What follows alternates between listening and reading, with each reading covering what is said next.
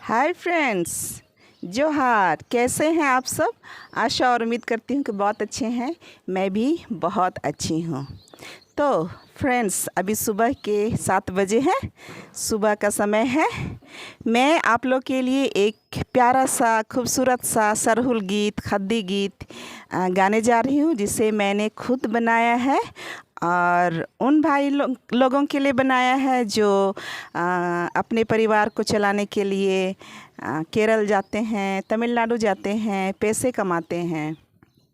तो उनके बारे में मैं ये गीत लिखी हूँ। तो वो गीत इस तरह से इन्नी भैया रे तमिलनाडु का दे का केरल रजी का दे डली डिबा का मैनना का दे रे डली डिबा का मैनना का दे नी भैया रे केरल रजी का दे का तमिलनाडु का दे डली ढिबा का मैनना का दे रे डली ढिबा का मैनना का दे रे डली डिबन जो कर रेल गाड़ी नोक दे डहार नो डाकैती माँ आनी ददा डहार नो डाकैती मानी डली डिबन झो कर रेल गाड़ी नोक दे डहार नो डाकैती मानी ददा डहार नो डाकैती मानी हो हाइली रे ये टीएम हो आदा पेटीएम नाना रे डहार नो डाकैती माँ आनी ददा डहार नो डाकैती मानी हो हाइली रे ये टीएम हो आदा पेटीएम नाना रे डहार नो डाकैती माँ